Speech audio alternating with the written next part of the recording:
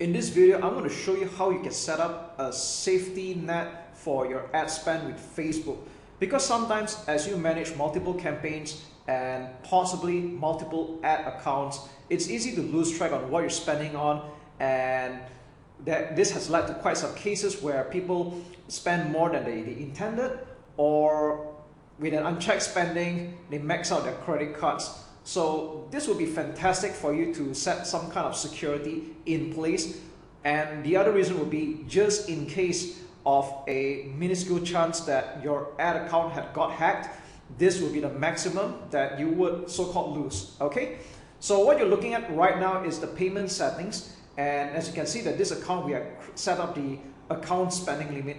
But let's just rewind back a little bit on how we arrive at a page like this. So what you want to do is that when you log into your business account for Facebook, you want to go to the top left menu and head down to billing. So this is the page where Facebook will send you all the invoices for every time you do an ad spend or a billing, but we're not going to stop here. So what you want to do is you want to go to the top right and click on payment settings.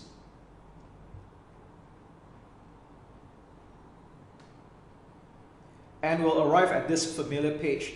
Now, by default, if your account is brand new, you're going to see that there's no account spending limit, and that's exactly what we're going to do. Okay, so what you want to do is you're going to click on change, and we can put in any amount that you want. So this account's currency is in US dollars, and currently this is set to 300 USD, and I'll click on update limit. So what happens is that after an ad spend of 300 US dollars, the account will stop spending. And for me to continue spending, I would either A, click on the reset button, which is what I should be doing anyway. All right, I'll click on reset, and I'm going to confirm that. And this allows me to continue spending with the ad account again, or I can also click on change and increase it to a higher limit, let's say 500 US dollars. So this is totally up to you. There's no so-called magic number. But as a rule of thumb, you don't want to put such a low amount, such as like $10 or $20.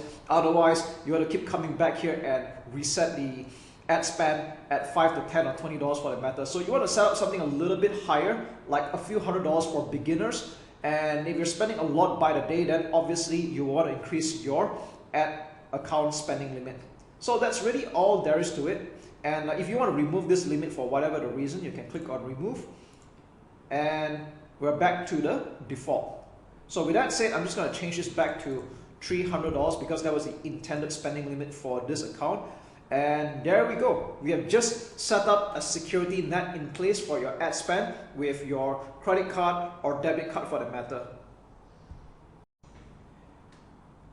Spy tools are now a thing of the past because even within Facebook itself, you can already start spying on any active advertisements that pages are running. And this has been the case since 2018, where Facebook, in an act of trying to be more transparent and of course to adjust with their Privacy Act, they start to allow anyone with a curious mind, and provided you know where to look at, to start viewing active advertisements that are being run by that page. So at this point, I've just opened up two particular examples, and I want to show you how you can spy on any Facebook pages that might or might not be running any advertisements. So for the purpose of this particular example, I'm going to show you Gary Vaynerchuk's FB page. And yes, he's the one of the top social media advocates and moguls. And in every Facebook page that you check out, right, you can always go to this part called the page transparency. And by the way, you can also view this in mobile. All right, you want to check out the page transparency, click on see more. And again, I'm not saying that what I'm teaching you is a very rocket science kind of thing. If you know where to look for this kind of information, it's pretty much right there, okay? And what we're seeing here right now is that you want to pay attention to this at the bottom, ads from this page. And ironically, this page is not currently running any advertisements. So with that said, when you see Facebook pages that are not running any active advertisements at all, this is what's going to show. It's not running any active ads, okay? So let's go check out another example. This is by renowned internet entrepreneur Frank Kern, and let's take a look at page transparency again. And you can see that this page is currently running ads. So if you want to take a look at what kind of advertisements that this page is running at the present time, we'll click on go to ad library, and we'll take a look at the advertisements that are being run by the page, but normally the filter would be by your country. So here's the thing, like for example, I'm viewing this from Malaysia right now and he's not running any active advertisements here. So what you want to do is you want to click on perhaps filter by all countries, so we can take a look at the advertisements that he is running or this page is running, okay? Or you can even filter by specific countries like United States, and let's have a look. So we know that these are the advertisements that are running to the United States in particular, okay? And again, if you want to go filter, you can check out all.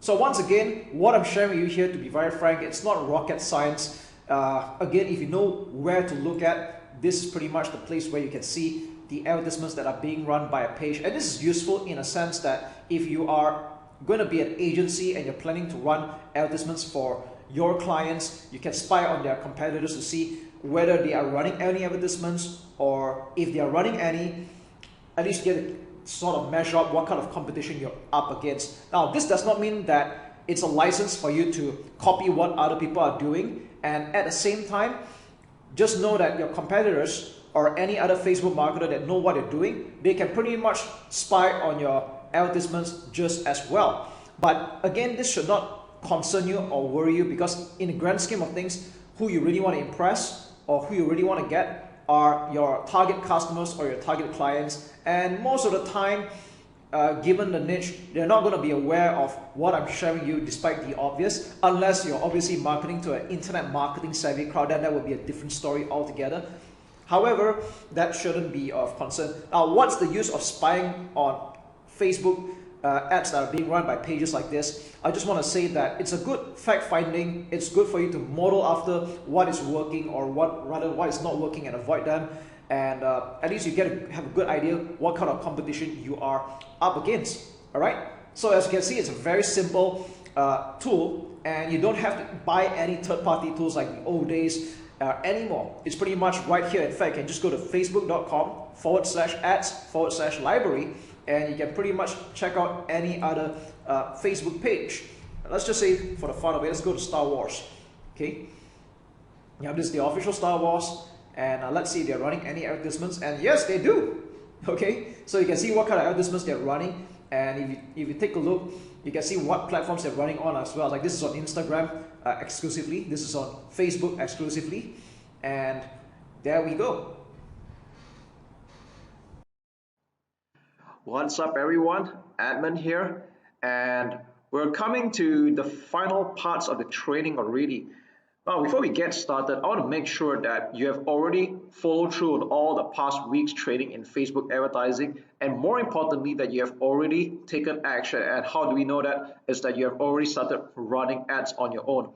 So the purpose of this whole module is to show you how Facebook advertising can be optimized and can be tweaked along the way. So in this video, we're going to talk about removing the losing ads and keeping the winners, and how to split tasks, or how to tweak your advertising further.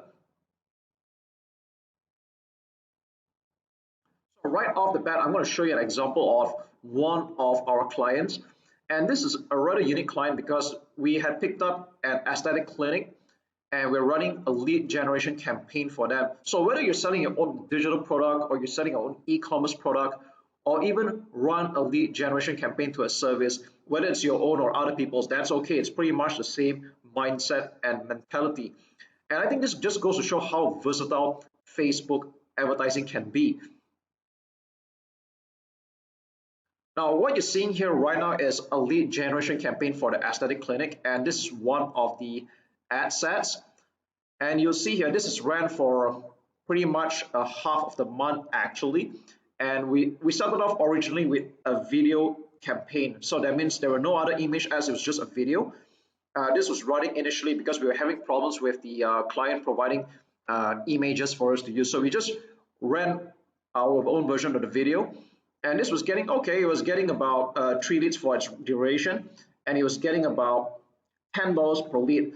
Now, this could have been better, even though it's still profitable, because this aesthetic clinic is clearly selling a high ticket service where their clients would eventually enroll into a yearly package or or a semi-annual package, that's okay. We know that they're going to make money, but of course we were not satisfied with the results. We wanted it to be better. And then we started to introduce 2 more image ads. Now take note that this was going to a Chinese speaking market, but the mindset remains the same. The way you write the ads, whether it's in English or another language, is still pretty much the same. So we added 2 more image ads in a while, probably a couple of days later, and then we have all 3 ads running. So there's 2 image ad and 1 video ad.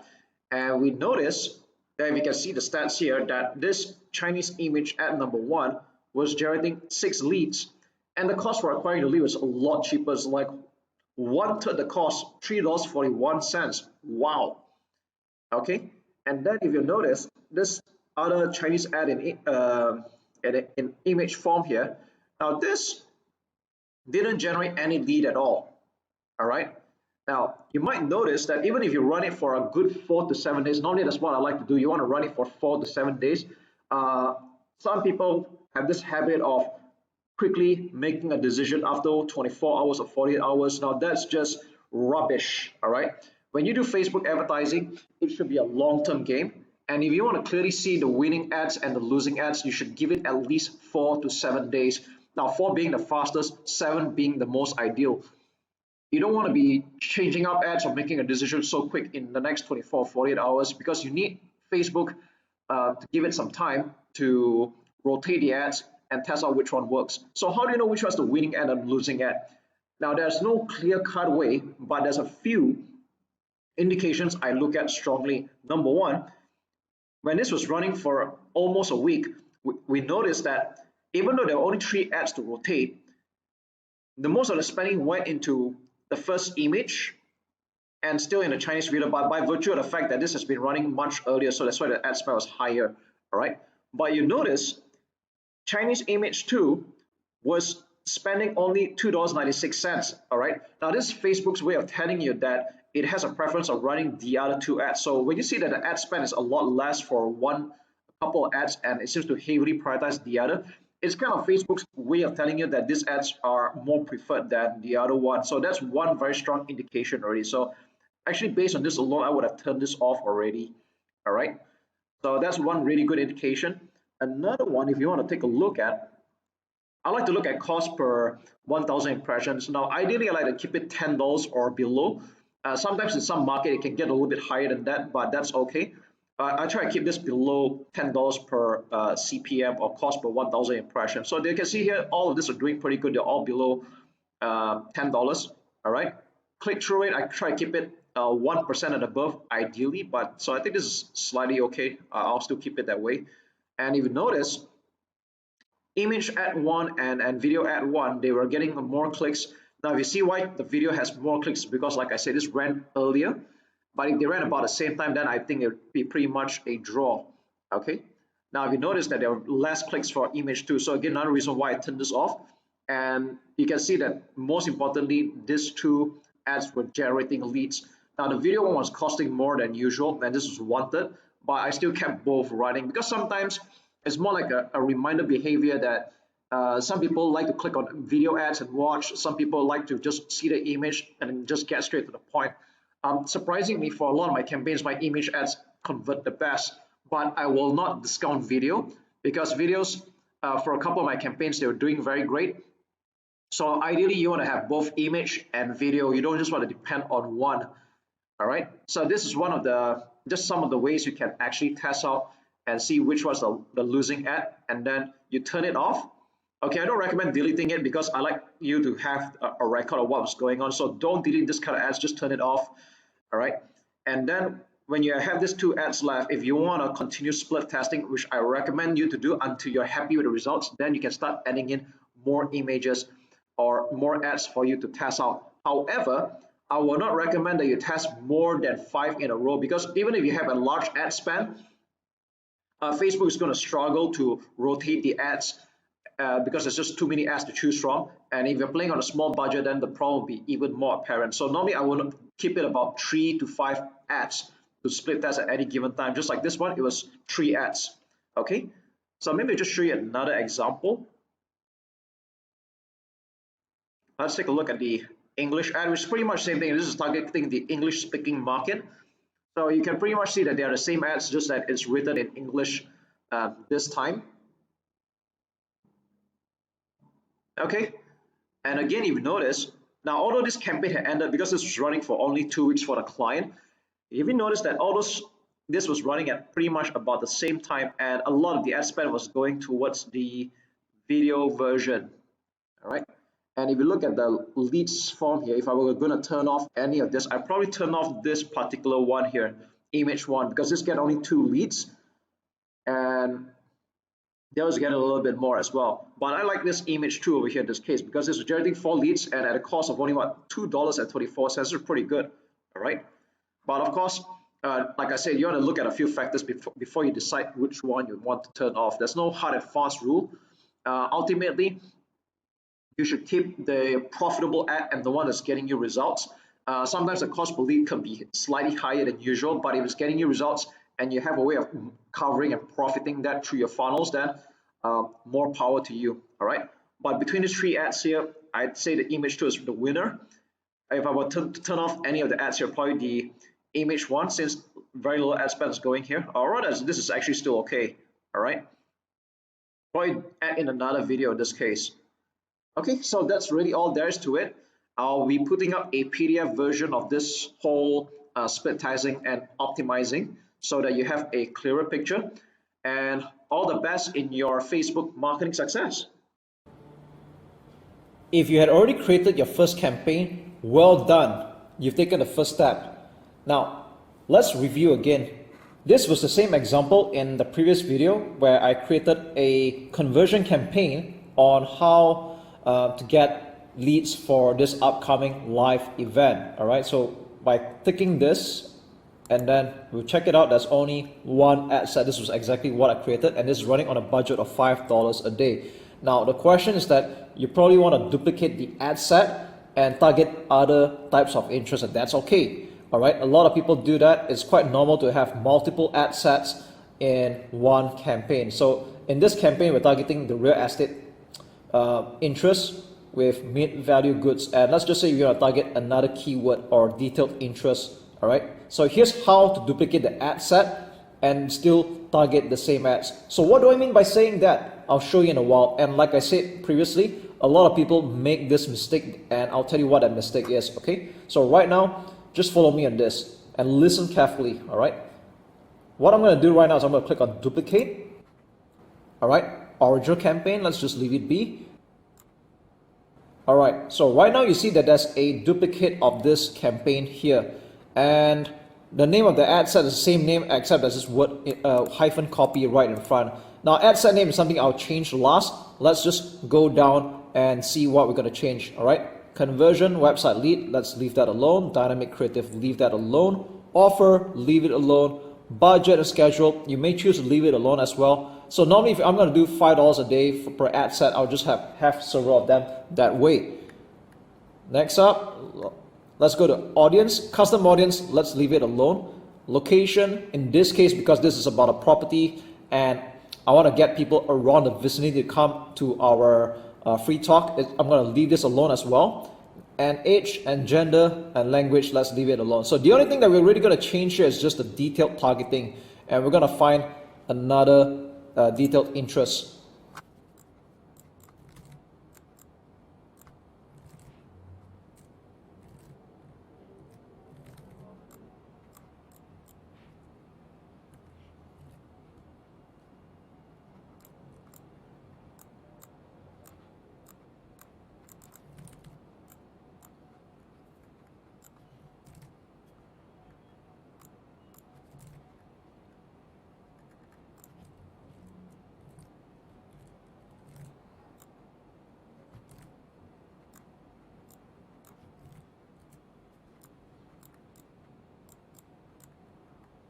So that took me a while, and after putting in a few detailed targeting, we are able to reach a potential reach of 320,000 people. So it's okay, but like I said, this is just an example I'm showing you right now. Again, ideally, I would like to put it like 350,000 people to 1 million people, all right? So this takes a while to actually hone down, and you might also want to take a look at suggestions as well. You can see what other suggestions we could come up with as well. Okay, so you have like real estate entrepreneur, and let's see how many we can get right now. 400,000 people. So by putting in a few of this data targeting, you can put in suggestions, and then Facebook will help make the suggestions for you, right? So let's just say this is the data targeting that we want, and then what we're going to do is we're going to leave the rest alone. Edit placements, yep, everything except audience network. Conversion, 7 days click. So what 7 days click means is that if someone takes action after seeing the ad and goes to your website, but only takes action within the 7 days, then you will record the action as a lead. Okay, you can see how smart Facebook is, right? So let's rename this ad set to what it is right now. So I'm aware that there's a lot over here, so normally I just pick one of them. I'm just going with income property. Okay, so we've got potential, we have 400,000 people, and this is what the ad set is. So I'm going to click publish.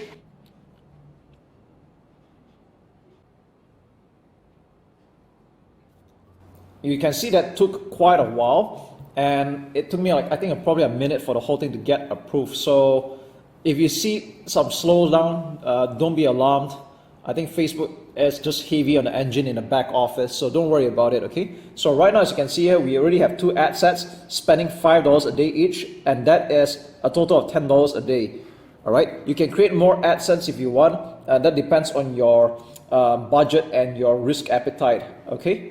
Now, what's interesting is that this also has 3 ads in the ad set, and this is quite identical to the ads that I created earlier in the other video. So this might look very familiar to you. So you think we're pretty much done here, right? Not quite. Now you see, even though the ads are the same, but in actuality they're just duplicates. And what happens is that a lot of people, they don't know how the ad sets actually work, or rather the ads in this case. What happens is that when they have all these ads running, and when people start to like and comment, and then they will see another similar ad but without the history of it, because they are actually different ads altogether. All right, so I'm going to say it again because this is a part that a lot of people don't understand. Like, let's just say, for example, this ad is running, and I think the best way for me to show you is by clicking on this thing at the top right. Click on Facebook post with comments. Okay, I'm going to show you something very interesting, and you'll understand why I'm very particular about it. And a lot of people, especially there's some social media agencies, they don't even know they were doing this, and it's kind of asinine if you think about it. All right, so what I just did here is that I'm going to the other ad set, and I'm going to show you a very identical ad, because it's basically just a copy. All right, so what you want to do is click on this window over here at the ad preview, and then select Facebook post with comments. Okay, so you can see here that these are same ads, right? They all look the same, right? But here's the problem. If you pay attention to this browser at the top, look at this post number, okay? 1936006433156346, okay? You can see that this is different, all right? This ends with 1630, this is 6346. You can tell that these are 2 different posts, even though they are the same, okay? So what happens is that when you run ads and people comment, like, and share, that normally happens throughout time, all right? They might comment on this post and there's a history on it, but this ad will have nothing, all right? It's a different ad altogether, even though it looks the same, all right? So you can run ads for a long time, but you don't build up that social proof, and it's going to be a waste. Again, I know I'm not really the kind of guy who believes in getting a lot of likes just to get a sale, but if you're going to be paying that kind of money to have the ad run for a considerable amount of time, I think you will definitely want to build your social proof. So here's what you can do right now. I'll show you what you can do. Okay, so from now on, what we're going to do is that we're going to go to the original ad set you have created, and it's this one, and go to ads.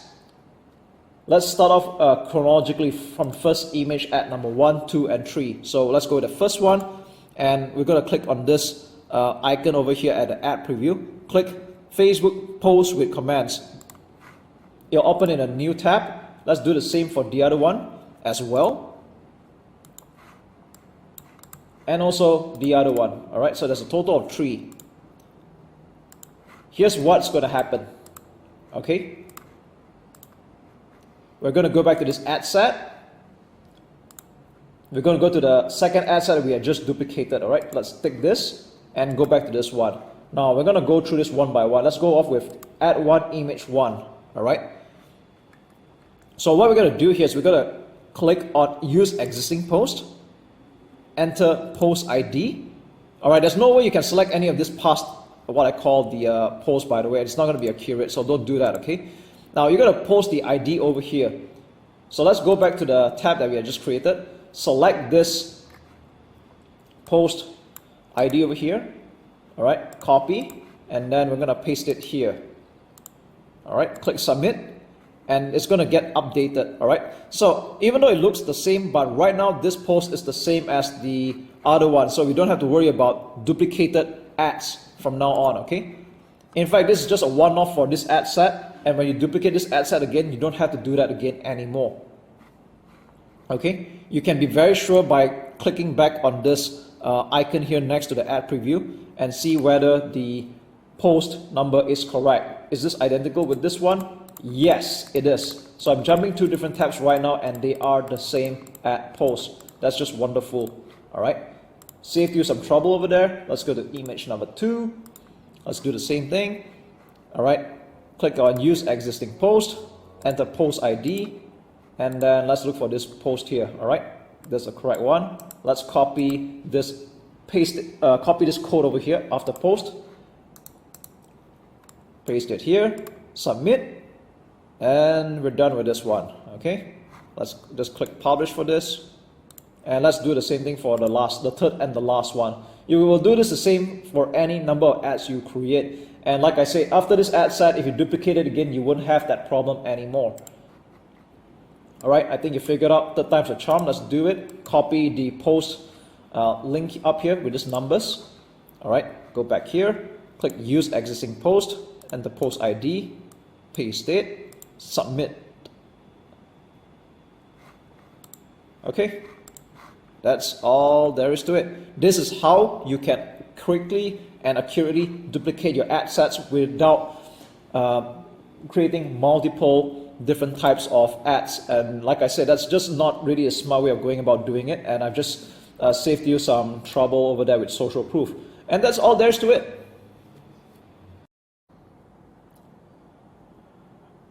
Now, one of the most powerful features in Facebook ads is that you can do retargeting against all the people who had been to your website or took a certain engagement or action, but they had not made the next action, which is usually making the purchase.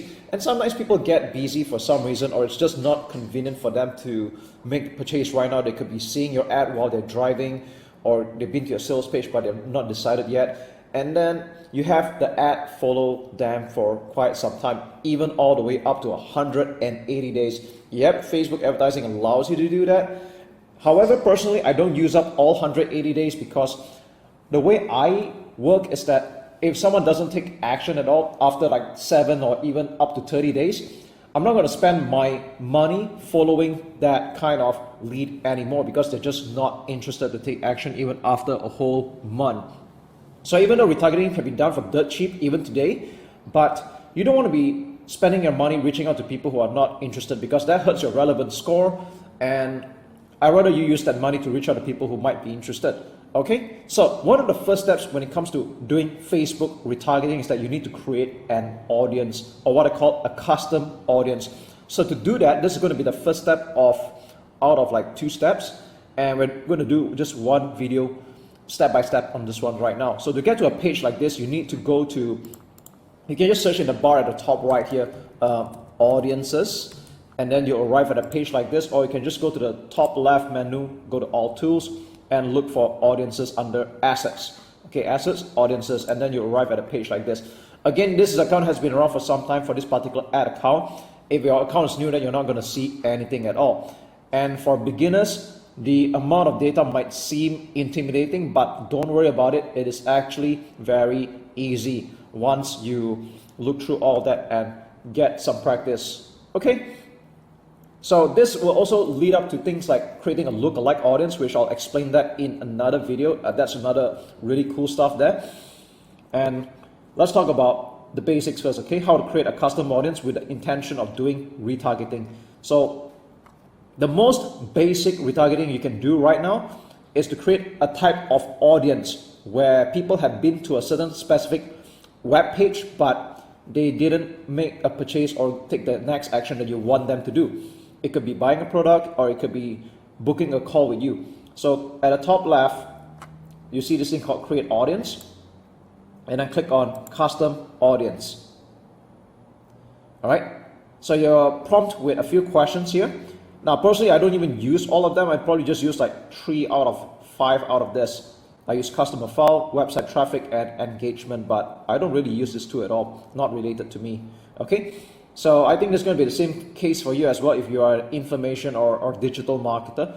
Now what we're going to do here is that we're going to create a very simple custom audience of people who have been to a certain web page, but they didn't make any purchase whatsoever. Okay, so let's click on this one.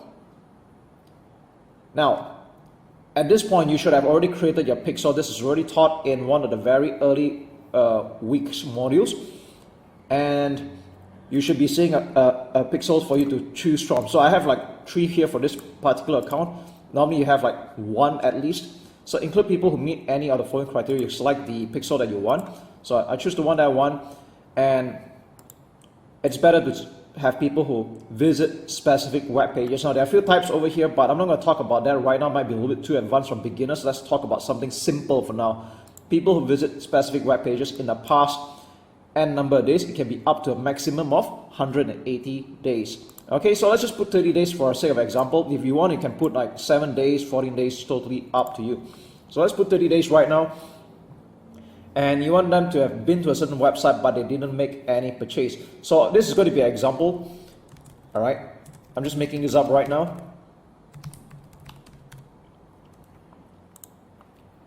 So if you want to make a certain type of people who have been to a few types of web pages, that's okay as well. You can put in more than one address. So just for the fun of it, I'm going to put in these addresses here. Okay.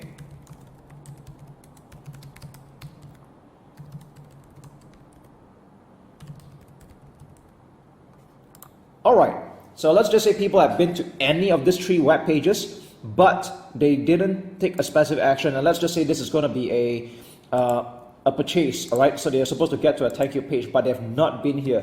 So I'm just making this up right now.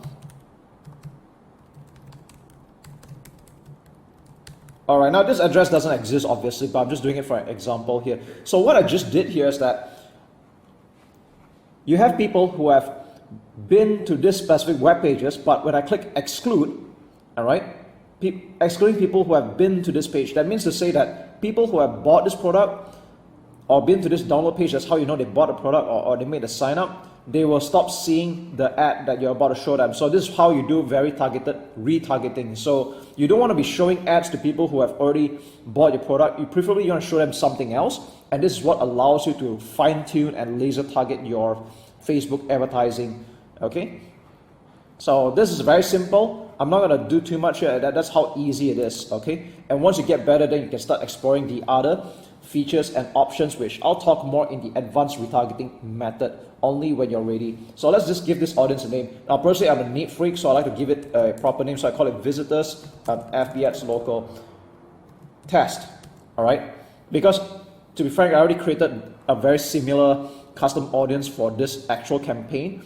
Although some of these pages are fictional right now, that's okay. Just want to prove a point to you. Okay, you can give it a name, visitors at this project or the name of the website, and a description. Now the description is only for you to see, so don't worry about it. But as you start creating more custom audience, it might get a little bit more overwhelming. So it's better to just be organized right from the start. So I'm just going to put visitors that had been to Facebook Ads local but did not purchase. All right, so you can see how easy that is. Click create audience, and there you go, it's done. That's how easy it is. Now I'm going to show you another type of custom audience you can create. Now there are a few types you can create here. Okay, that was the most basic one, and you can see that this is being populated. You can leave it alone. When you come back in like a few minutes or maybe some time afterwards, it'll be ready. Okay, now I want to show you another type of custom audience you can create. Now, have you ever wondered why people are able to retarget you after you watch a certain video at a certain length or a certain amount of time? This is how you do it. So if you're using videos as content marketing, you have videos that you show on your Facebook page and people are watching, you know, there's a very good bet that people who are watching your videos at least halfway through are at least interested in what you have to offer or in your message. So what you do is that you can target the audience based on how long they've been engaged with your content on Facebook. So what we do is very simple. Let's go to create engagement. And you can see that there are a few types here. Again, I don't use all of this. You only need to use a few of them. And let's just go with video. Okay. You can choose any type of engagement. People have watched 25% all the way to 95%. Then what some hardcore marketers do is that they actually select all of this so they can retarget with either different ads or track their behavior. So for simplicity's sake, I'm just going to start with 50% of the video, and you need to choose any of the videos you had added so far. All right, you can choose more than one.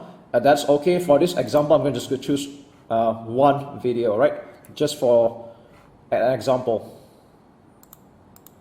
All right, I'm just going to choose this for example, okay? So in the past 365 days, now you don't really have to make it that long. Probably in the past 30 days, that's good enough, but I'll leave the length up to you.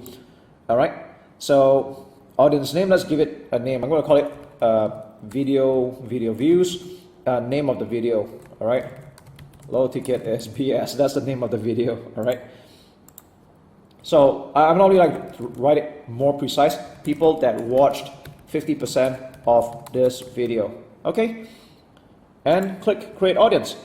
So in the next tutorial, I'm going to show you how you can actually weave in all this custom audience based on their behavior. So what we're doing here right now is quite simply, we're just having Facebook track all the behaviors and all that. Okay, now let me show you yet another kind of custom audience you can create for the fun of it. Engagement.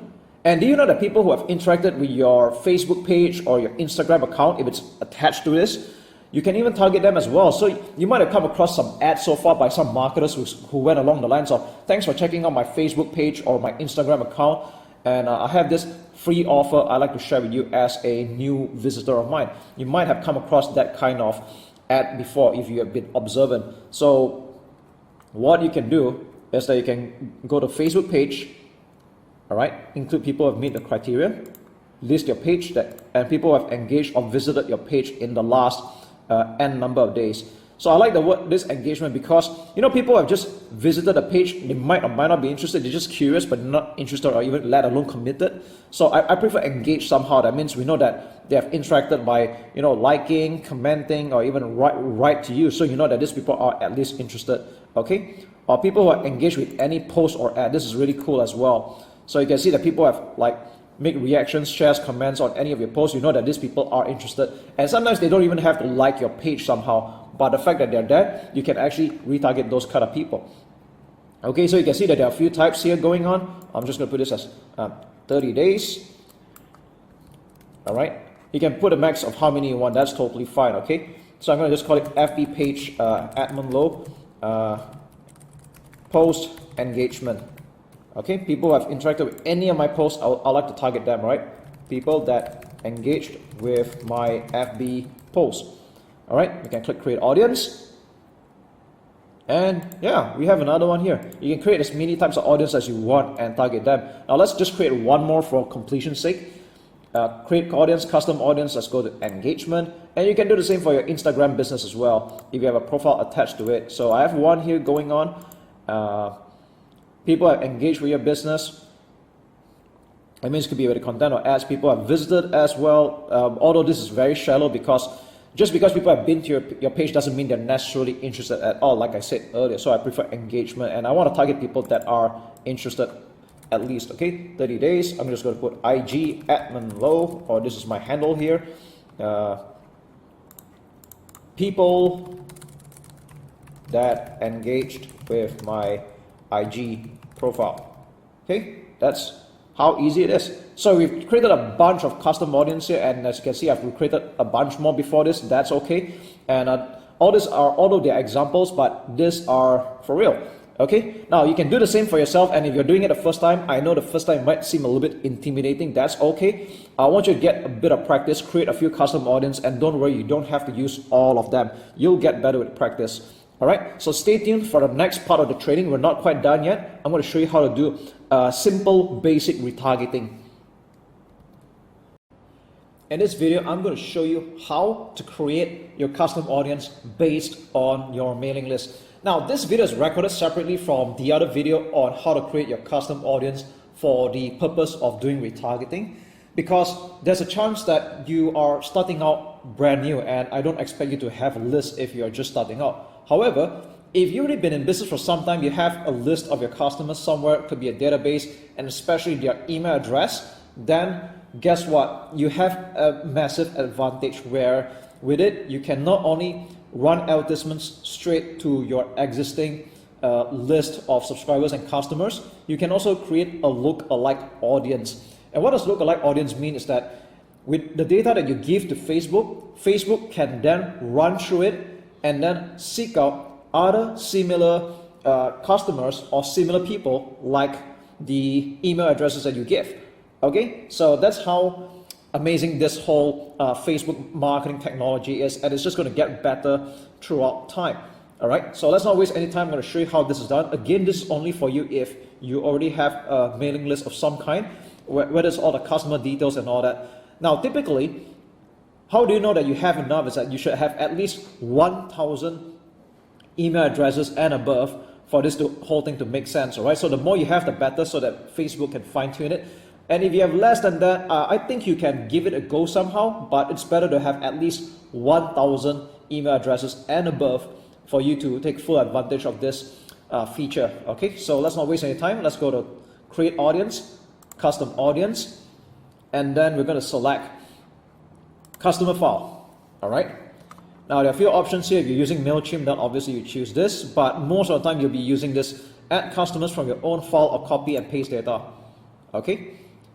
So over here, you're expected to upload your CSV or text file. Now, whether you're using Aweber, GetResponse, or any autoresponder service, you can import the CSV file. So the CSV file includes all the data of your subscribers or your customers. So incidentally, I have one that I would like to add right now, and I'm doing this example for you. So I'm going to click Upload File, and this is the CSV file that I had just downloaded from my Aweber account for a particular list.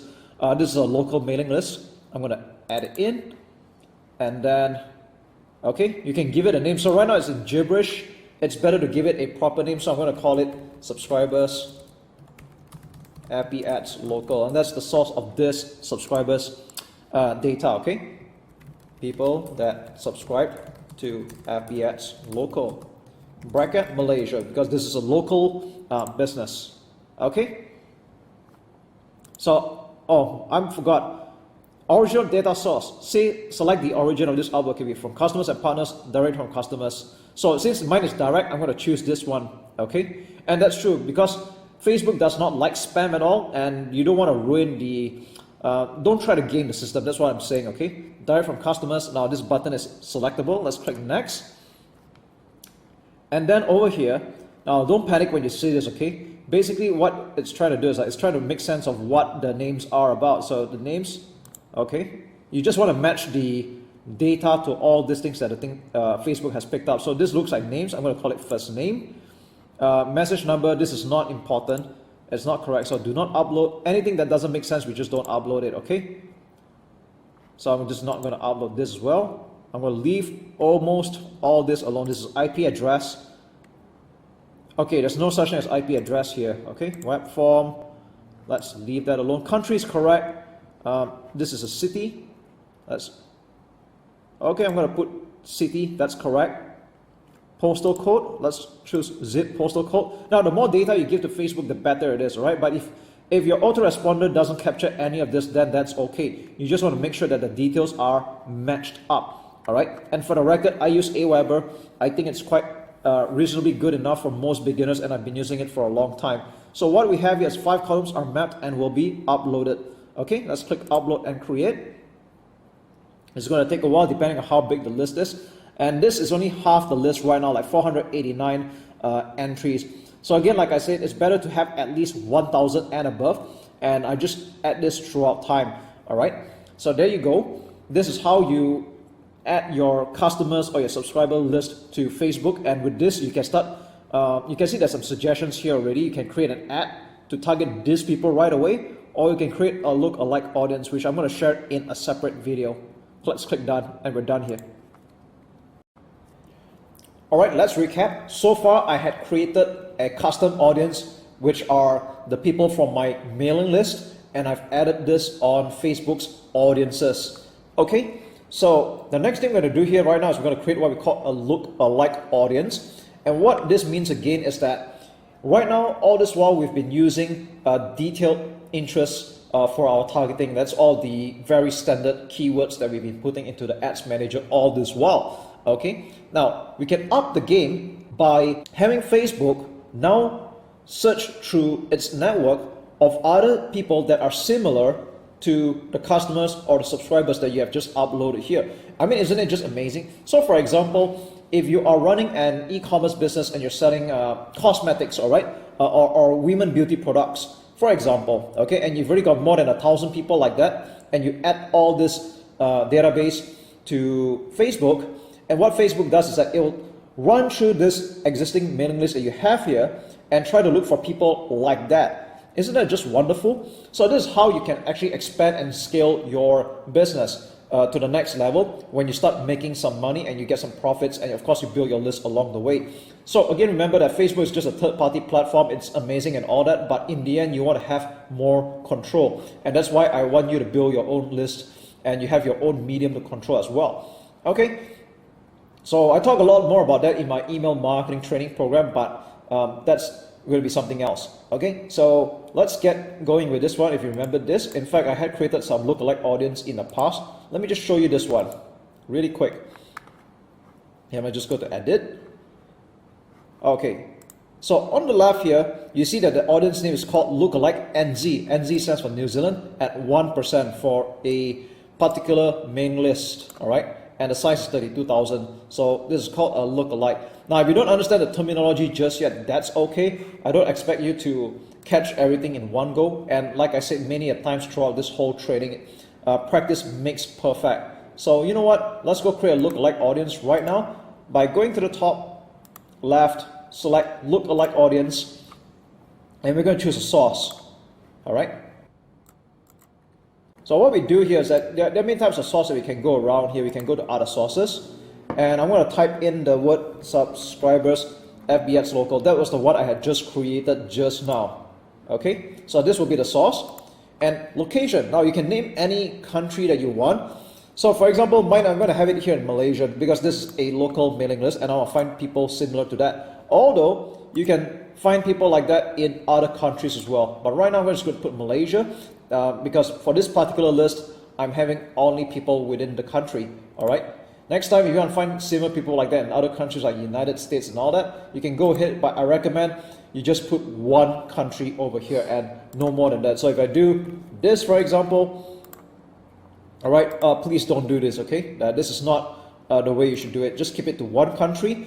And next one, you see there's this thing called audience size, all right? And if you don't understand what this means, well, if you check this out, that that's like from 0 to 10%. So what this does is that basically the lower the number, like 1%, it shows like the closest proximity match to your source. So this being the closest, this being the furthest, all right? But I recommend you just start off with 1% right now. Very simple. And let's check out the advanced options. Okay, maybe just create one type of audience, okay? This is all we need right now. I'll show you how to do it, okay? Select advanced option, we're going to put 0 to 1%. Okay, let's leave it alone and click create audience. Okay, so we have just created a lookalike audience based on 1% close match to this mailing list. All right. Again, like I said many a times, the bigger the list you have, the better it is, so it's more targeted.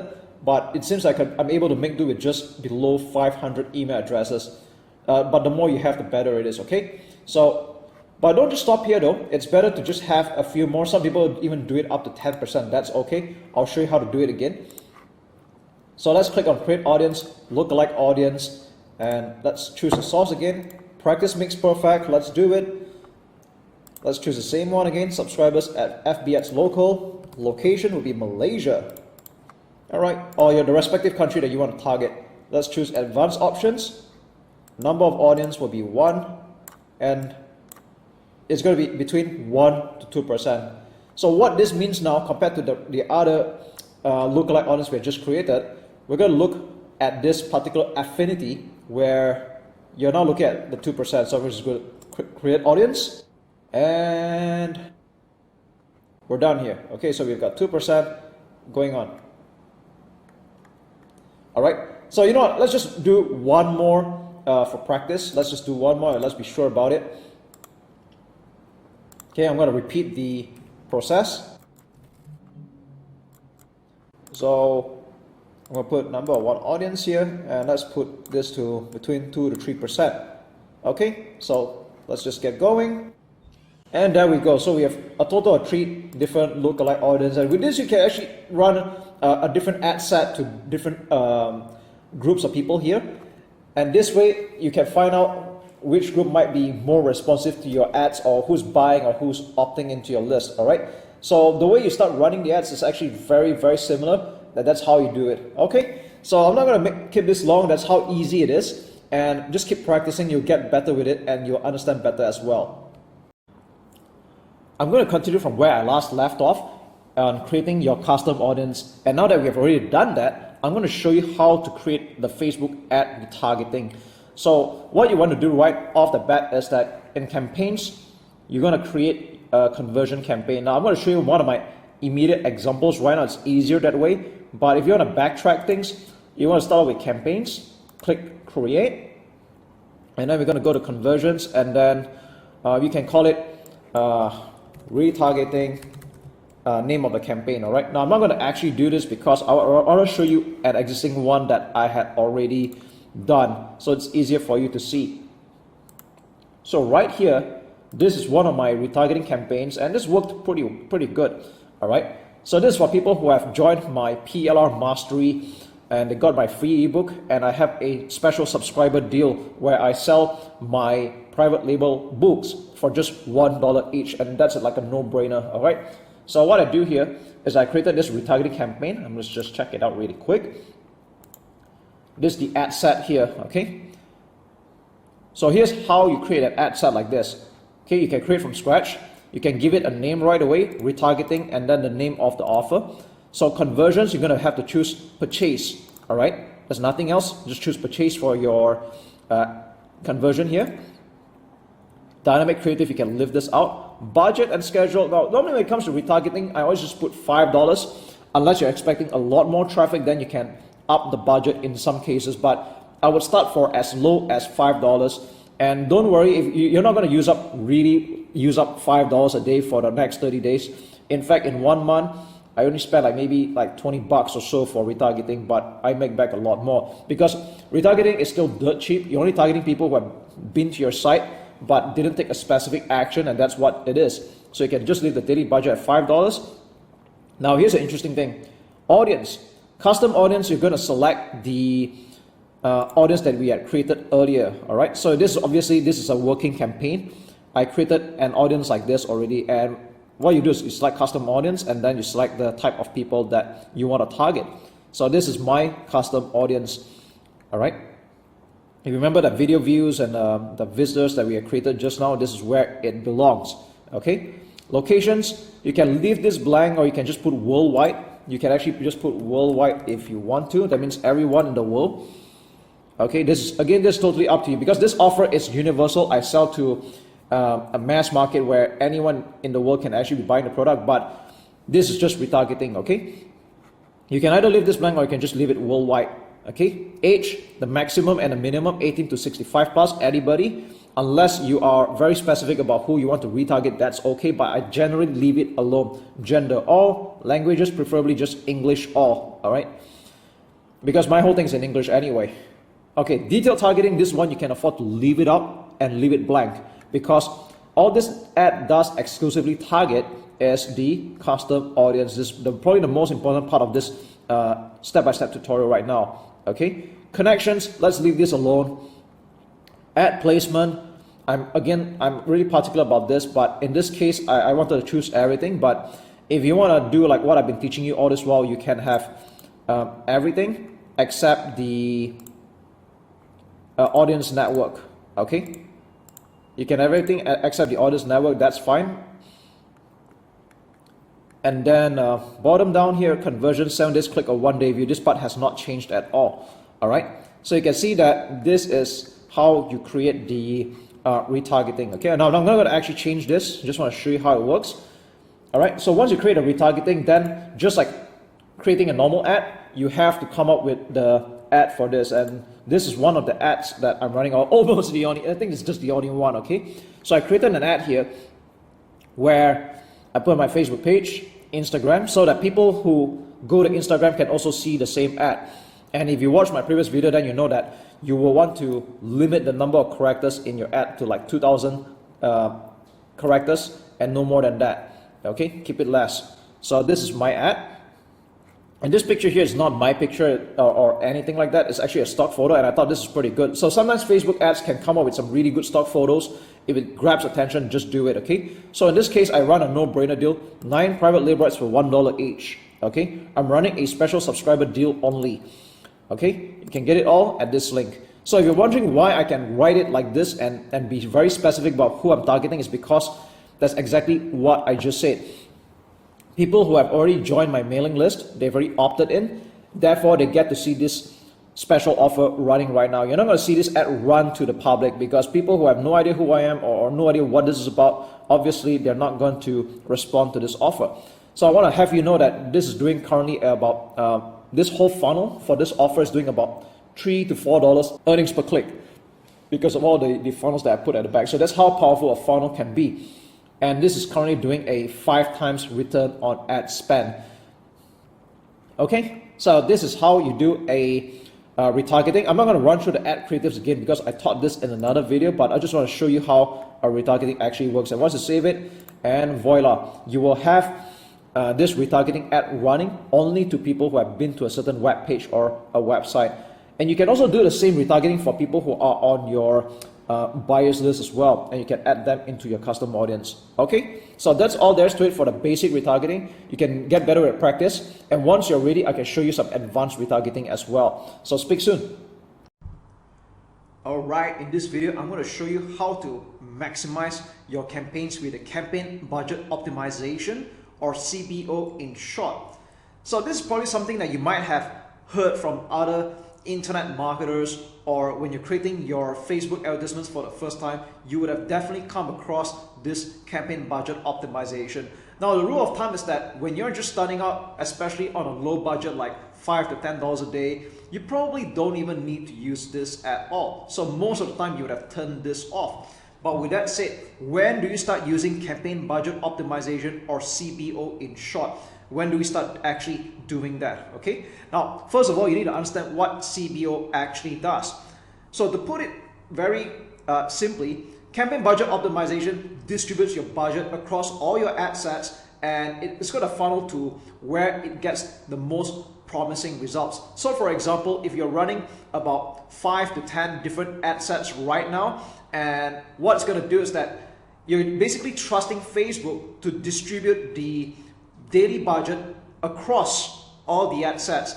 All right, so let me just show you a quick example over here. All right, now this is a campaign, a conversions campaign, which is currently turned off. I'm going to turn it on afterwards so we can have a look at it. And as you can see here, that this had spent about $2,100. Okay, and historically there had been quite a number of ad sets that were run, a total of 19 of them. And this is with the CBO currently turned on. But when it started, it wasn't like that, okay? Normally, when you start running a campaign for the very first time, you will want to put an allocated budget to each ad set. So for example, if I were to test all these 19 ad sets, I'd probably put $5 to $10 a day, all right? So let's just say for math simplicity, we're going to put $10 a day. That means 19 ad sets times 10 would have been $190 a day, all right? And we're going to run this for like a few days. And what's going to happen in a few days is that we're going to see that some AdSense will perform and the rest will not, okay? And after running this for quite some time, I've decided that what constitutes as a good cost per lead will be anything $3 and below, all right? Anything that with a $3 per lead and below for this webinar campaign, I would consider it as good. So at this point, if I were to reactivate this campaign, I'm only going to run ad sets that have a very good cost per lead. So let's just take a look at each of them in particular. Like this one over here, it's been running for quite a while, 3 leads at $6. I'm going to probably turn this off, okay? I'm going to turn this off. And if you want to select multiple ad sets that you want to edit, what you can do is you can make use of the checkbox here. I'm going to select anything that is above $3, okay? Anything above $3, which is, yeah, about this one. And I'm going to click on edit and turn off. There we go. Bear in mind that what you're seeing here right now is a campaign that has ran for quite some time. We spent about $2,000 over here. And again, whether you want to spend this much or not is totally up to you. Everyone's got their own preferences. But what I want to do right now, I'm using this as an example where I'm going to start running ad sets that has been proven to have a $3 per lead and below. So I'm going to select everything that's $3 and below, okay, which is about this. Okay, all right. Okay, I'll still consider this. Okay, this is like $3.07. Okay, you know what? I might still consider this. It's only like overshot a little. That's okay. All right. And there we go. So we've got quite some ad sets that have performed $3 and below. Okay, and I'm gonna put them to turn on. All right. Now, depending on how many ad sets that you're editing at a time, this might take several seconds, so we're just going to leave it at that. And there we go. All right. So what's going to happen now is that I'm taking all the winning ad sets right now, and I'm going to restart this campaign again. So we have a total of, how many ads do we have here? Okay. We have about 12 selected. So if you want to see how many we have selected, you can just take a look at the top here. We have 12 ad sets that are selected. And the next question that you might ask is, how much budget should I set aside for this CBO campaign? So typically, for every one ad set, I put at least $5 or $10 for that matter. It's totally up to you. But I wouldn't recommend anything below $5 US. So let's just say I'm playing on a bare minimum right now. 12 times 5 would be about, I'd say, that would be $60 if I'm not mistaken. All right, let me just do a quick math here. So I'm going to make sure that my math is not bad. Okay, $60, okay. I'll probably put anywhere from $60 to $120. So let's just say I want to run this at $60. And what I'm going to do is I'm going to restart this campaign by turning this on. And I'm going to click on edit this campaign. And I'm going to change this to $60. All right, $60. Because if you put anything really like a small number, like anything below $5 per ad set, what's going to happen is that Facebook is going to struggle to distribute the budget to even the winning ad sets. All right, so this is why you don't want to put anything too low. And if you're not keen on spending even this amount as well, what you want to do is you want to reduce the number of ad sets. Okay, so with that said, I just want to say that for as many ad sets that you're running in a single campaign, I'll allocate $5 to $10 to that. So we have got 12 campaigns, 12 ad sets running right now. So I'll put at least the bare minimum $60. And if I want to run just 10 ad sets, I'll put this at $50 for that matter. Okay, so I hope this part makes sense. And as a closing note, should any beginners ever run CBO for a start? I do not recommend that, because when you're starting out, it is better to test various ad sets, that means various targeting, to see which one performs better. And after quite a while, you will probably have a few winning ad sets like what you're seeing here right now, and we'll start running CBO campaigns only at a second stage. So I hope this helps. What's up? And in this video, I'm going to show you how you can tidy up your account a little bit, because as time goes on, you would have added quite a number of page posts, created a lot of ads, you would have uploaded quite some media like images and videos which you wind up not really using, and as time goes on, you would have cluttered your ad account for sure. So I want to show you two places where you can do a little bit of spring cleaning if you would like to. And let's start off with the media library. So how do we access the media library? Is by going to your business.facebook.com or logging into your business account and hit to the top left menu and scroll down to media library, and we'll end up on a page like this. So by default, you will be able to click on your ad account, which is where we're at right now. This is just an example. And as you can see in this particular account, we have uploaded quite some images and videos, and we're not going to use all of them. So if you want to delete any of this by any chance, we'll click on one of them, for example, and you can see at the bottom right there is an option to delete image, and that's exactly what we're going to do. But be careful though, because if this image is being used for any advertisement, it is going to definitely ruin your ad. So what's going to happen is that if you delete this advertisement right now, or rather I would say you delete this image, the advertisement that is using this image will still be running, but with another thumbnail, which is probably a default lifted off from that page itself. So you're going to be extra careful with what you're deleting here, all right? But in this case, I'm really going to do just that. So I'm going to click continue, and we're done.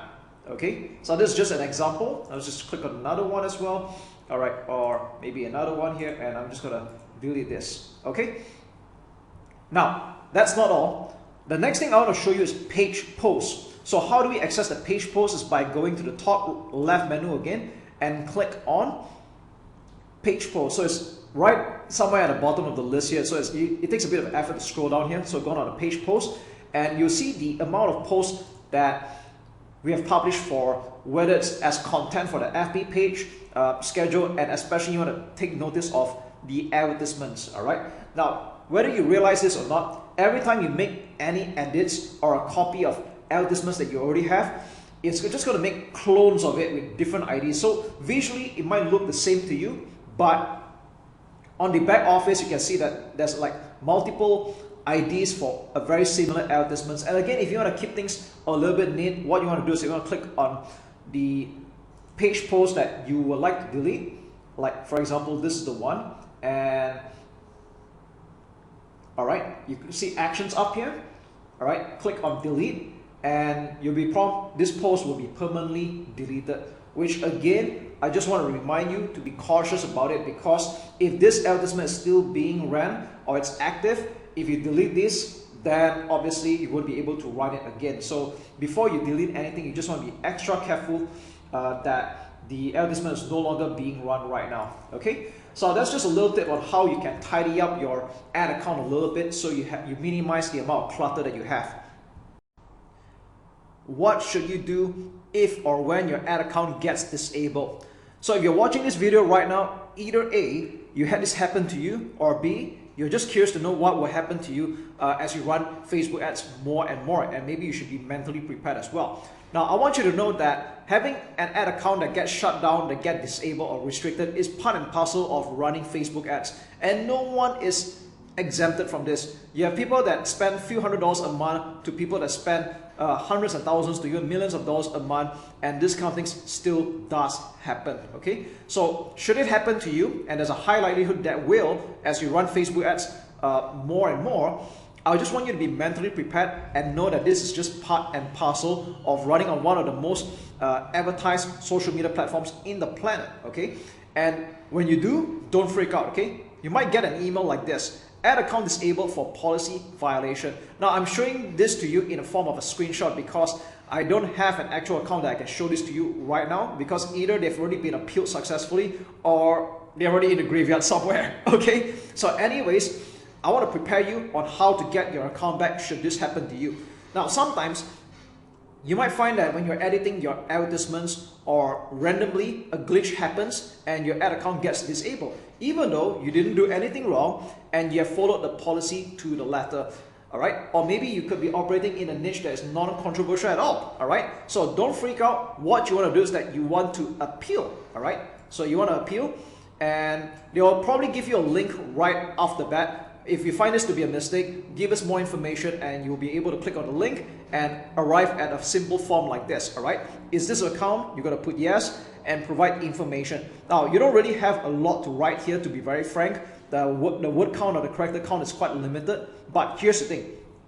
You never want to admit your mistake or be apologetic. Now, I know this might sound strange, it might sound counterintuitive, and even douchey for that matter, but I find that a lot of people tend to just say sorry even when they really didn't make a mistake. But what's happening here is that you're putting into writing for the internal team to use it as a reason against you, all right? You've admitted your guilt in writing, and we're going to stand by our final decision to keep your account restricted or disabled, all right?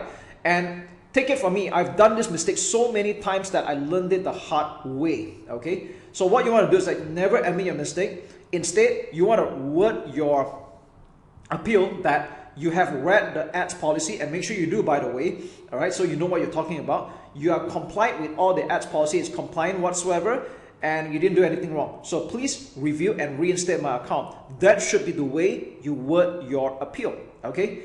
Now, if you didn't do anything wrong and everything should be fine, you will have your account back. So this can take anywhere from a few hours to up to 3 days in my experience. Now, I'm not saying this will happen to everybody. I just find that having this happen to me so many times, this can be from a few hours to 3 days that you can get your account back, and you will get an email that goes something like this. All right, this will be the best email that to receive, the best good news. It will be a sigh of relief, and you can continue advertising. But I do advise that in the meantime, if while you're ahead, you might want to open more than one ad account, and if possible, more than one Facebook business account. To what I know, one profile can open a maximum of 2 business accounts. You can do just that. If you have a family member or a spouse or a business partner, among you guys, you can actually open multiple business accounts. And the reason why I recommend that is to spread your risk and diversify it so that you can continue running your advertisements uninterrupted, okay, without any delays whatsoever. Now, with that said, there will still always be a chance that your Facebook business account or ad account will be permanently disabled. And sometimes this could be, well, it could generally be your mistake for not complying by their ads policy. So for example, if you're operating in a sensitive market like weight loss, and you're using choice of words that are sensitive or just doesn't comply with the Facebook ads policy, then they do reserve the right to permanently disable your account. And at this point, you have no choice but to use another new ad account elsewhere with a different identity whatsoever. And just be careful not to repeat the same mistakes again. And this usually comes down to the choice of words, like, you know, losing weight, for example, all right, fat, and things like that, okay? Now, when it comes to make money, this is another sensitive, controversial market where people use very blatant words like, you know, make money while you sleep, passive income, autopilot. Now, these are words that you really want to avoid. And let's just say you ever have your ad account disabled for these reasons, you might want to start looking at the choice of words that you're using. Do not use back the same advertisements. Do not use back those kind of words again, all right? So you just live and let learn. Now, I think the reason why I'm going at lengths about this whole matter is because there's been a lot of people that give up on Facebook advertising after seeing some results, and then when this happened to them, they give up or they take too long to recover. Like they might take a few months to try to get another account and things like that. But ideally, you want to be able to continue your operations within the same day with another ad account. But of course, be cautious. Don't repeat the same mistakes of the first ad account that got disabled in the first place. Okay? So I hope this helps. And have fun marketing on Facebook. It's still very profitable, and it's still the best social media platform for advertising on this planet. Okay, this is going to be a very short video and very straight to the point, but at the same time, I know that some people that run Facebook ads might struggle with this on an emotional and psychological level as well. So when you run advertisements, you can almost always expect that you're gonna get spam comments and some really rude comments that's totally unfounded, like this one over here. Now, I just want you to know that this is part and parcel of running Facebook ads, because when you run ads, it's always going to a cold audience, and some of them might just project their insecurities or their negative thoughts onto your post, no matter how well intentioned you are. So the short and very straightforward answer is to just hide, delete, and ban, really. So I don't personally think it's a good idea for you to engage with this kind of comments unless you are considered a witty person or you're going to build quite some goodwill, that I do not know, okay? But the short answer is don't waste your energy on that. I want you to focus on conversions and the end results. So how do we remove comments like this and ban them? It's quite simply by clicking on the command here, we click on hide command, and then we'll click on ban the person, and then finally we just click on delete, and we're done. Simple. You know, after running your campaign for quite some time, have you ever wondered where your leads are really coming from, where your customers are hailing from? Are they seeing this from Facebook? Are they seeing from Instagram? What is the age group like? Who's responding most? Okay, are they seeing this on desktop or mobile? And the way to find out all of this, it's all in the data, and I'm going to show you how to do just that. This is really exciting stuff when you log into your ads manager. So this is just one of the simple test accounts right now, and if you take a look at this particular campaign, it's running a lead generation conversion objective. Okay, so far for this particular month, it's generated slightly more than 115 leads at a cost per lead of $131 US. So this is on the campaign level. Let's take a look at ad sets. Okay, what's really interesting here is that you can take a look at a breakdown on any level, but preferably you take a look at it on a campaign or an ad set level. So I tell you what, let's just double back on campaign because this is the more of like an overarching view, and we'll take a look at breakdown. So it's at the top right menu here. You can check out by time or delivery or by action, but normally you want to take a look at delivery, and this is probably where you're going to take a look at the breakdown most of the time. So let's take a look at age. So if you take a look at this, it seems that, yeah, it's quite fascinating when you take a look at the data here, and it seems that majority of the signups are from the age groups of 35 to 44, followed by 25 to 34 years old, and then by 45 to 54, and then 55 to 64. So it's really, really interesting when you take a look at all that. And if you want to take a look by gender as well, so we see that male has like 94, followed by female, and uncategorized for some reason there's just like 1 over here. So you might get that kind of thing occasionally. All right. You can also take a look by country. If you are targeting multiple countries, in this case, this particular campaign was running to only 3 simple countries: Singapore, Malaysia, and Canada. So it's quite straightforward. But if you're kind of curious to know about the region, so region could mean state or county, depending on the country that you're in right now. Like Japan, they go by prefecture. So if you take a look at Singapore, Singapore is just a single island, so there's only so much you can break down, okay? But when you take a look at Malaysia, it's got, of course, multiple states, and you can see that the breakdown here, Selangor has the most signups, followed by Kuala Lumpur, which shouldn't be a surprise because these are the 2 most populated states in the country, all right? And this would also be the same for other countries, like, you know, Canada. This particular campaign ran only for a short while. We've got 3 from British Columbia, 2 from Ontario, and so on. All right. Of course, with a much more matured campaign, you will get more data. But I just want to show you how you can actually take a look at a breakdown, and let's take a look at platform as well. Okay. So if you don't know whether your leads are coming from Facebook or Instagram, this is the place to look at. So if you want to have a look at the overarching view for this particular campaign, it seems that we have 105 leads that came from Facebook and 10 from Instagram, which is quite cool. Now, this really depends on the nature of your niche. In some markets or some products, do not be surprised if you get more actions from Instagram than you do from Facebook. Ultimately, they're all owned by the same company anyway. And if you want to take a look at breakdown, delivery, and also have a look at the device, all right? So let's take a look at impression device. You can see that a lot of the leads are coming from Android smartphone, all right? Android smartphone, and we have a distant second, which is like half of the results, like iPhone. And if you take a look at desktop, this is really interesting. Like desktop has only like 6 leads, and I think this goes to show that this is the rise of mobile marketing. Most people are viewing and surfing websites from their phone nowadays, and they take action from their phone. So it does make sense that you want to make your landing page or sales page as mobile optimized as possible. So that means you want to reduce loading time, image file sizes, your hosting speed, and things like that. Okay, and I think another thing we can take a look at is time of the day. Now this is really up to you whether it's ad account time zone or viewers time zone. Normally, if you're viewing for the same time zone, that's okay, but maybe we take a look at time of the day according to the viewer's time zone, assuming you are targeting multiple countries.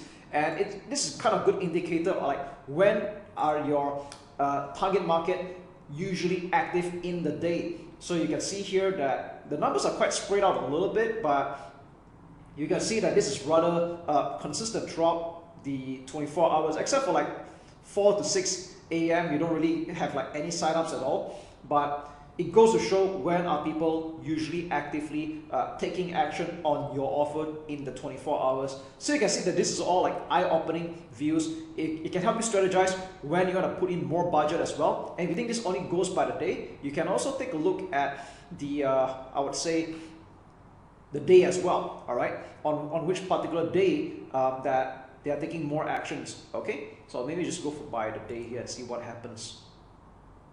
Okay, there we go. So I'd rather to be exact, this is by the date, all right? So anyways, if you want to clear all this breakdown, it might look a bit confusing initially. So you can go back to breakdown, select none, and we'll select none for this one as well. And we're back to this. If you're watching this video right now, you're probably determined to take your Facebook advertising to the next level.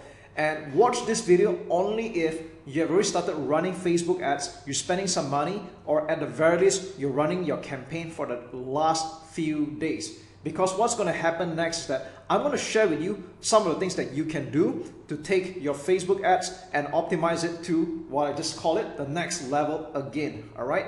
So this is something that you're going to discover very soon, that how you scale your Facebook advertising campaign is somewhat different than when you're just starting out. Because when you're spending a small budget like 5, 10, 20 or even $50 to $100 a day, that is still considered a small daily budget. But when you're spending amounts like hundreds and thousands of dollars in a single day, you're gonna find that results do not scale very linearly. And the reason why that happens is because as you scale on Facebook advertising, you find that your profit margins tend to get thinner. You're trying to reach your advertisement to serve it to a lot more people. And with that said, of course, if you're getting like a 2 to 4 times return on ad spend, sometimes you might even get a 5 to 10 times return on ad spend, depending on how deep the funnel is. But as you start spending more money, you realize that it's just not going to scale in a very linear manner.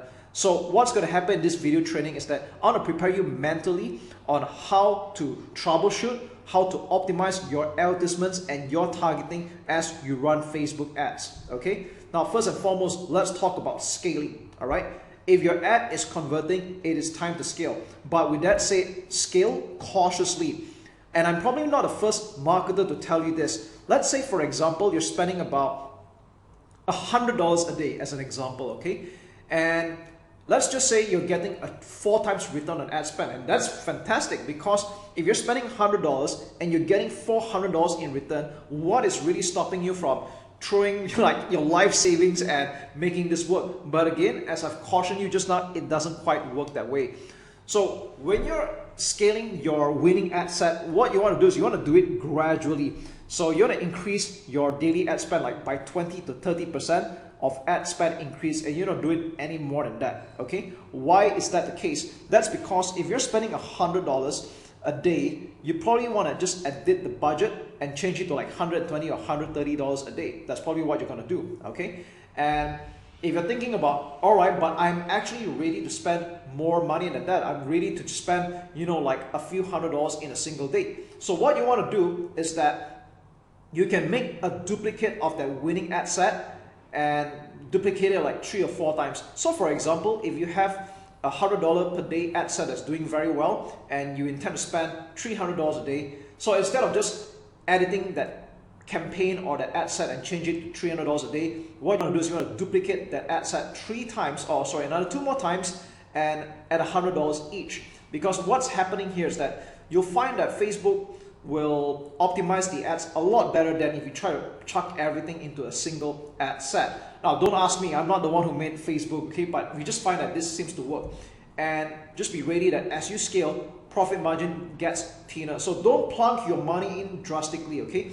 So when you're spending like $300 to $400 a day as an example, you're not gonna get a 4 times return most of the time, all right? You might end up with like 2 times return or even like 1.5 times. And I'm just making this up, by the way, and you might do better than that possibly because of your funnel. I just wanna say that it's quite normal to get a high return on ad spend when you're spending very little, and as you scale, your advertisement gets served to more less targeted people. And of course, there's a human dynamics as well. Some people may not warm up to your advertisement initially. They might take some time to get used to it, or something may have changed, or they might make a buying decision afterwards. All right, so I just want to let you know that as you scale, it's not going to be linear.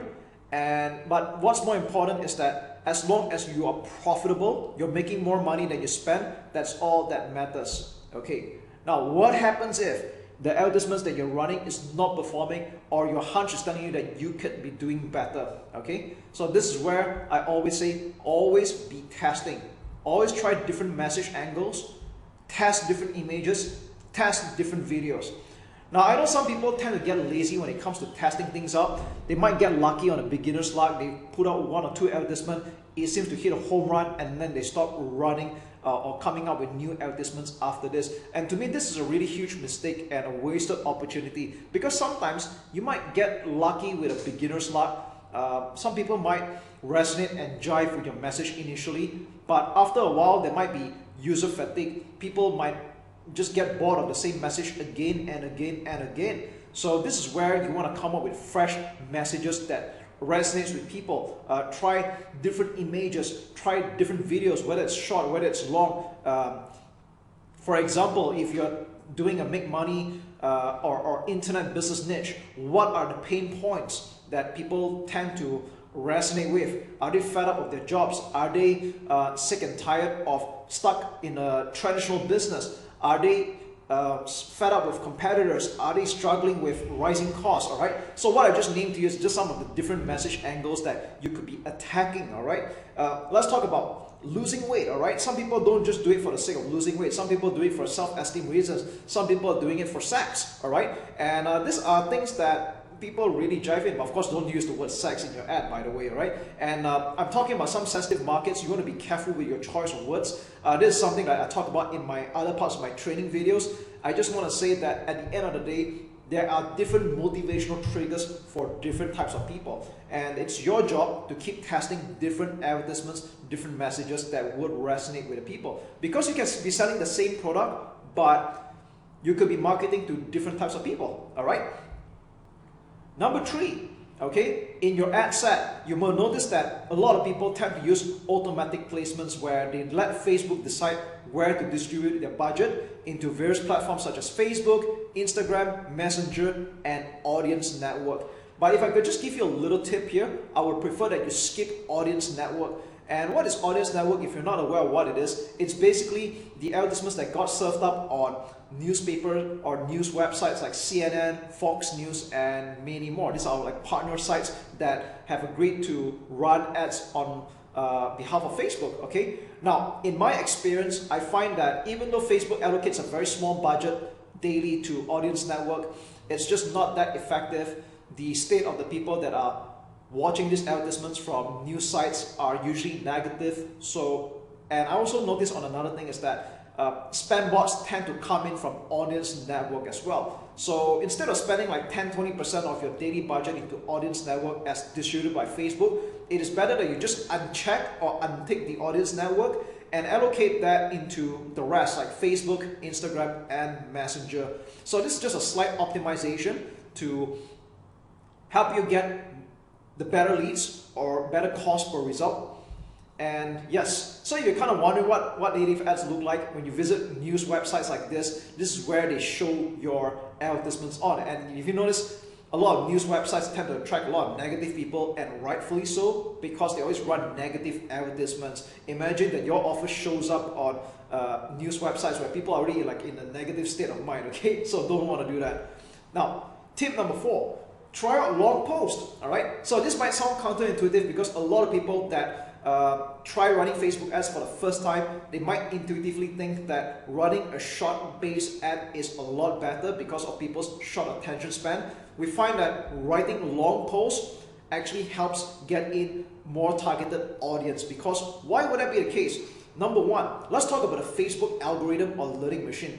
the more you write into your post, of course within reasonable limits, the more that you write, it actually helps tell Facebook, a learning machine, that look, this is the kind of audience that I want to hook in, all right? It helps you find a more targeted audience. And we also find that people that bother to read a long post are also more likely to be qualified and interested.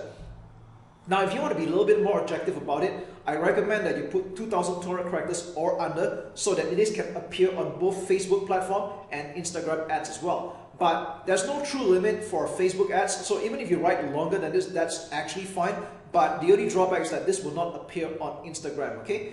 And for any detractors that think that, oh, people will not want to read a long post, and you might have heard of the famous 9-second attention goldfish attention span here. Now, I just want to say that people are not goldfishes, okay? Now, the truth of the matter is, yes, it's true that we are fighting for the most precious commodity right now, and that is attention span. But I want you to know that people are not goldfishes, because you can write a short advertisement, but if they're just not interested in it, you can put 2-3 lines or a short paragraph, and they will still not click on it and take action. Now, on the other hand, if your advertisement jives, okay, and it resonates with the people that is intended for, you can be writing a short or a long essay, people will still click on it, okay? Tip number 5. So while we're on the topic of long posts, you can also try long videos. Now, most advertisers, for starters, will try doing videos that are below 2 minutes, and there's absolutely nothing wrong with that. But again, falling back on my point earlier that you want to split test as many creatives as possible, you want to have one short video below 2 minutes, and you want to have one long video that offers more education, more awareness building in your video, and this will help you reel in more qualified leads. And how long should a video be? To be very frank, there's no true length to a video. There's some that can run for like 3 to 5 minutes, and I think that's a good length to look at. You can even run for 5 to 10 minutes, and I've seen videos that run for 2 to 3 hours. There are actually people that upload their entire webinar replay onto a Facebook ad video, okay? And if you're wondering, do people actually watch all the way? That's not true as well. But here's the thing. I've gotten results, I've gotten purchases, I've gotten leads that sign up, and when I look at it, they didn't watch the video all the way, but they did get the idea, alright? It's just like people that read the entire newspaper, they didn't read word for word, but they just browse through the headline and the sub-headlines, they read some parts here and there, they get the idea, and they decided that they want in. And if you review all of your past buying purchases as well, I probably bet you don't actually read every single word that you did or watch the entire video that you've seen, okay? That hardly ever happens, and yet you make buying decisions, you make decisions to sign up for webinars, seminars, or opt-ins, free offers, and anything like that, okay? And number 6, avoid using you and your too often in your ad copy, because this is going to sound counterintuitive, especially to direct response marketers. They will struggle with this normally, okay? Old school direct response marketers normally struggle with this. But you have to understand that when it comes to social media, it's kind of like a networking, a social platform. That's exactly what it is, okay? So you don't want to be adopting a me-to-you communication. You have to treat it like you're in a party. So when you write, you want to be indirect or speak in a very third-party manner. So I'm going to give you some typical bad examples that people write very directly, like, are you fat? Okay, so you don't want to be starting off like that. Or are you facing this problem? You don't want to start off like that. Do you want to find a girlfriend? Clearly not, okay? And even attention real estate agents, to an extent, I do not encourage this way of doing this, because what you're doing is that you're already excluding people and alienating cold audience right off the bat, and this actually indirectly contributes to a bad Facebook ad score overall, okay?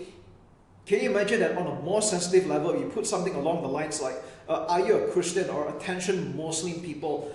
This is obviously going to be kind of like sensitive altogether, so you want to avoid that kind of language. So even if your ideal audience are Christians or people of a certain religious beliefs or a certain niche of people, so what you want to do is you want to word it in an indirect way. Like, we have helped hundreds of people lose weight, or we have helped hundreds of people transform their body and regain their health since the year 2006. Here's how to increase attractiveness without riches or good looks. Or in the last 5 years, I have successfully bought and sold dozens of properties in LA, and here's how I've done it. Okay? So I think you get the idea. You want to basically rephrase everything from a me-to-you communication, first person, to third party. Okay? Tip number 7, use original quality photos.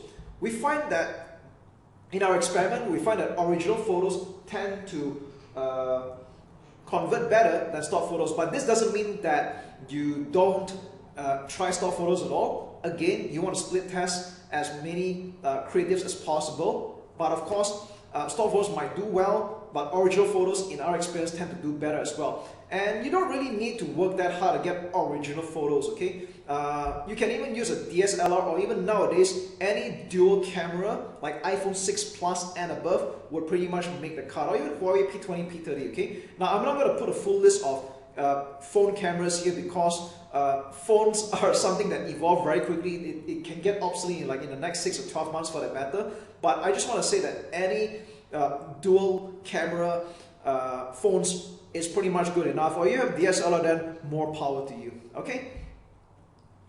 Tip number 6: use eye-catching thumbnails. So even if you're running video ads, you want to mask it with a thumbnail like this that you're seeing here right now. This is one of a very high-performing ad. And if you're not sure how to create thumbnails, you can pretty much just use Photoshop. Or if you don't know how to use Photoshop, you can just go to canva.com. You can open an account for free, and it's very intuitive that I don't even need to show you how to use it here. All right, you can basically use it as an absolute beginner. Get on canva.com, it's free to open, and start creating images for your video thumbnail. All right, so if you look at all the high-performing advertisements that are video-based, they rarely ever use a default video picture or a screenshot from the video itself. They always mask it with a thumbnail that you can pretty much edit. But might I remind you, you don't want to put in too much text. You want to make it below 20% of the overall coverage, okay? And I find that a 1200 x 628 pixels dimension, or 16 by 9 wide, is the best dimension, all right? And last but not least, as you start building your leads, when you start getting more customers and you hit at least 100 email addresses or 100 phone numbers, what you can do is you can start creating a look-alike audience. So to put it in short, a look-alike audience is a powerful feature by Facebook where you're basically uploading a list of names and you're telling Facebook that you want to find more customers very similar to the list that you have given, all right? And for this to work better, you need to put in a list of a minimum of 100 email addresses and or phone numbers, but email addresses will be more preferred, okay? And of course, the more you have, the better. So if you have like a few hundred or thousands for the matter, that's going to be even better.